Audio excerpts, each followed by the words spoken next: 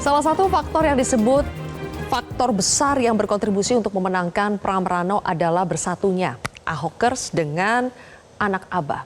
Bang Ciko, apakah itu memang dari awal sudah by design atau ini juga surprise buat kubunya Pram Rano pada akhirnya anak Abah dengan Ahokers itu bersatu? Kalau Ahokers sudah pasti lah ya karena PDI Perjuangan.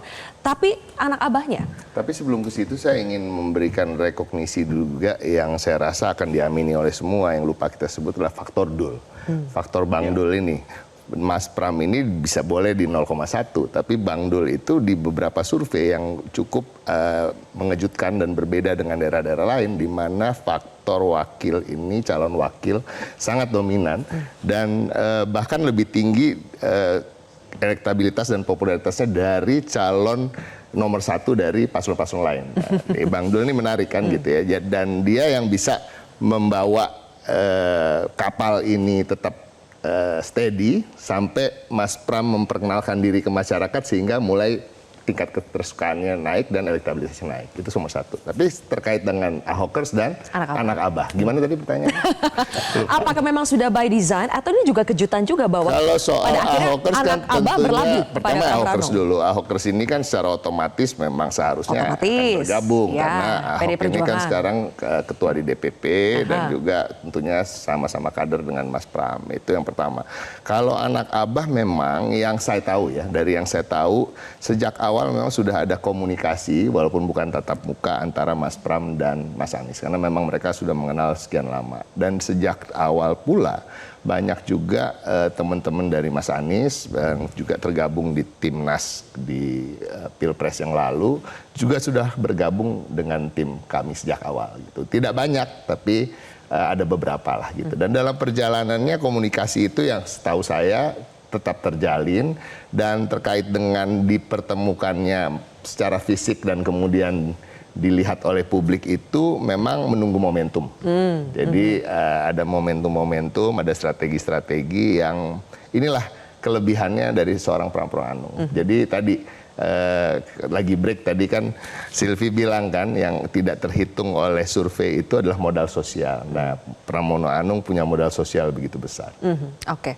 Di sisi lain, Bang Mardhani, PKS banyak dibilang bahwa PKS ini sedang dihukum karena ngeprank, tidak jadi mencalonkan Anies Baswedan yang sebetulnya paling diharapkan untuk maju di Jakarta. Akhirnya kader yang diusung PKS, Suswono bersama dengan Ridho, kalah dengan yang di-endorse oleh Anies Baswedan. Mas Anies sama PKS nggak ada masalah. Mas Anies endorse ke Satsehu, endorse Buya Mahyeldi di Padang, di Sumbar menang, endorse di Bekasi, semuanya. Jadi nggak ada masalah. Dan kita memahami bahwa PKS dengan Mas Anies masing-masing paham kita tidak bisa bersama saat ini, kapan waktu kita akan tetap bisa bersama lagi. Dan kami bersyukur di angka 40% perolehan Ridho jauh di bawah target. Ya, kami target 1 putaran, tetapi memang segala hal bisa terjadi. Dan yang perlu difahami di Pileg kemarin PKS dapatnya 18 kursi, ya setara dengan 17% lain. Dari 40% 17 dari PKS, dari PKB nyumbang, semua nyumbang, dapat 40 udah bagus itu. Udah bagus itu? Iya, dengan kondisi tadi saya tetap mengatakan bahwa di belah sana Betawinya kuat. Walaupun Bang Dul ini kan sebetulnya originally tidak pure Betawi. Beliau nih Betawi Cakung gitu loh itu. Tetapi brandnya Dul itu kuat sekali. Di kita Sunda Jawa gitu loh ya. Nah, ini mungkin menjadi catatan. Mas Toto, betul ya bahwa dalam Pilkada Jakarta kali ini baru terlihat, biasanya itu kan pemilih PKS itu solid. Tapi baru di kali inilah di Jakarta ini banyak ternyata pemilih PKS di Pileg dan Pilpres akhirnya memilih Pram Rano.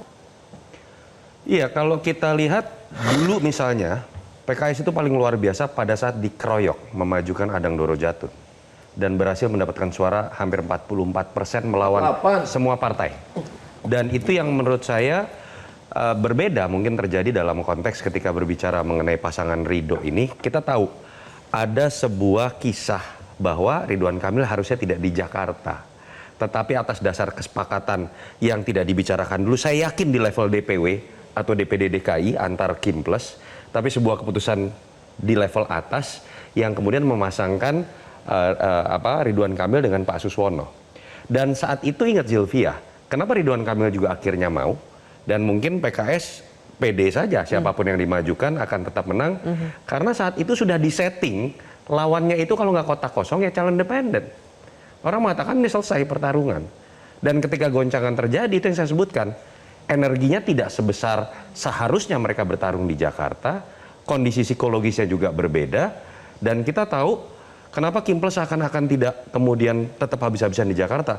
Mereka sedang ngurus yang namanya 545 kepala daerah yang lain. Ya. Makanya ada yang mengasumsikan, kalau putaran kedua nanti dulu nih, logistiknya bisa dikumpulin lagi nih. Kan udah nggak usah ngurusin Banten, Lampung, dan lain-lain gitu. Bisa lebih misalnya, fokus. Kan. Tapi kan kalau berpikir mengenai pilkada seperti itu nggak sehat juga gitu menurut saya. Ya. Akhirnya saya akan kembali kepada bagaimana mindset yang harus dibongkar, Sylvia. Ada sebuah sesat pikir bahwa pilkada tinggal diatur saja. Samakan copy paste dengan konstelasi di level nasional. Di beberapa daerah itu berhasil. Tapi saya pikir apa yang terjadi di Jakarta itu sebuah hukuman keras bagi pihak-pihak yang ingin mengkooptasi. Bahwa kita aja yang atur nih, 5 orang paling berkuasa dengan jumlah partai paling banyak, kita atur aja setting, kita bikin calon boneka, kita bikin kotak kosong. Keputusan MK dan hasil Pilkada Jakarta mengisyaratkan bahwa tidak boleh yang namanya hak dari DPW di DKI dan daerah-daerah lain dikooptasi begitu saja atas nama soliditas elit di level dewa tadi. Kita masih ingat bahwa di level DPW, Bang Hasbi yang diajukan oleh PKB adalah Anies Baswedan salah satunya. Tapi ketika itu masuk di DPP, kemudian masuk akhirnya ke koalisi besar, suara di DPW tidak didengarkan. Apa pendapat Bang Hasbi setelah pada akhirnya hasilnya tidak seperti yang diinginkan? Kita akan bahas pemirsa, usai jeda tetaplah di Kontroversi.